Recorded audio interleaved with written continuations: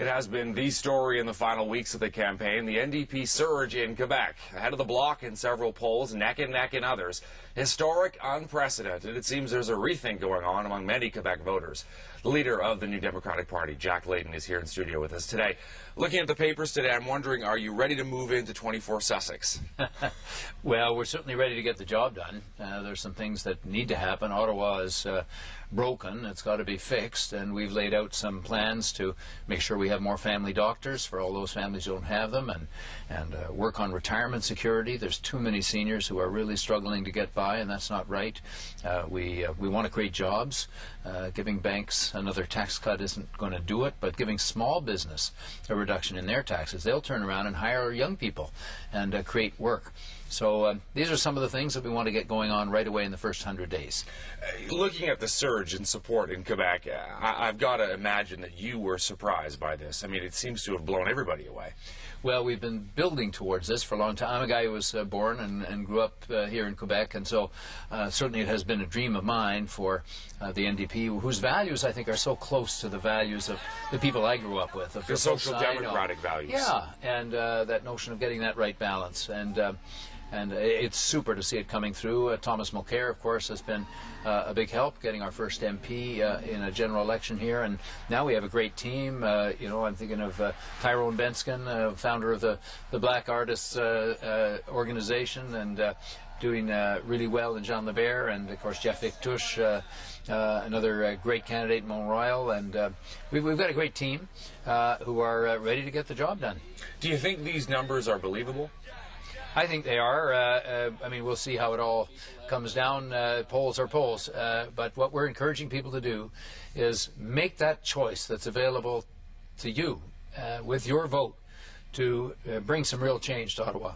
When you have increased popularity, of course, increased scrutiny comes along with it, and you're facing some questions and under fire about some of the budgeting that's going on, some of the NDP's numbers.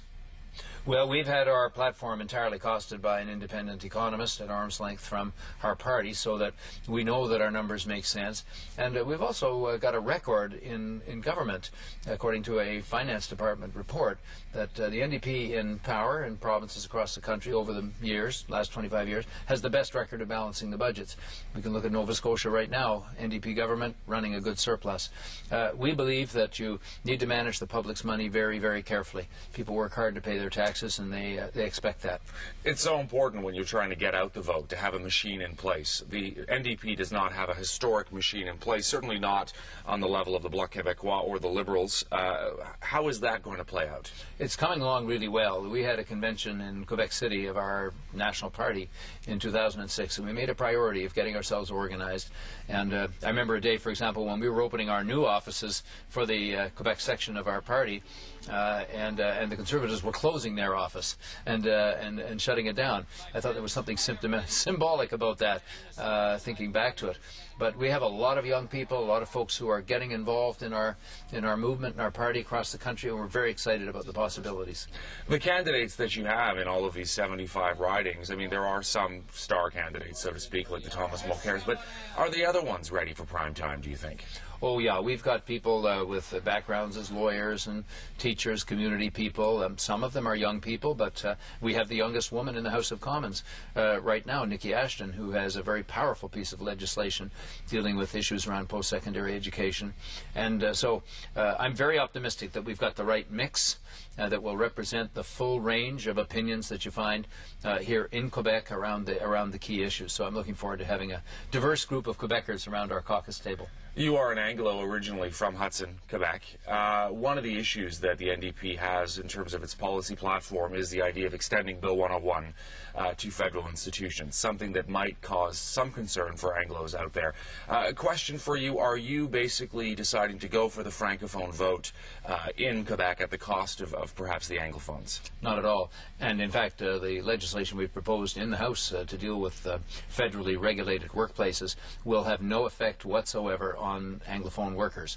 It's just simply to say that if you've got a financial institution on one quarter that's regulated by the province, and a French-speaking person can work in the language that's theirs and have their contracts and their instructions delivered in that language, but then you have a federally regulated bank, same services, same kind of institution across the street, that French speaker wouldn't have those same opportunities. And we're just setting out a law that fully respects the bilingual nature of the country and our Official Languages Act, but takes some of those key principles in the Languages Charter of Quebec and applies them to those kind of workplaces.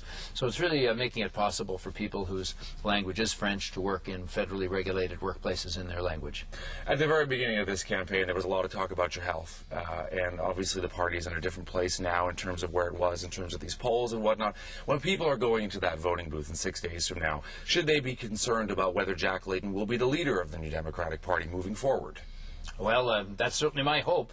And, you know, all the people I know who've been cancer survivors, for example, or have had hip surgery, they're back at work. They're making their contribution. That's exactly what I'm doing. Your number one priority in the next 5-6 days?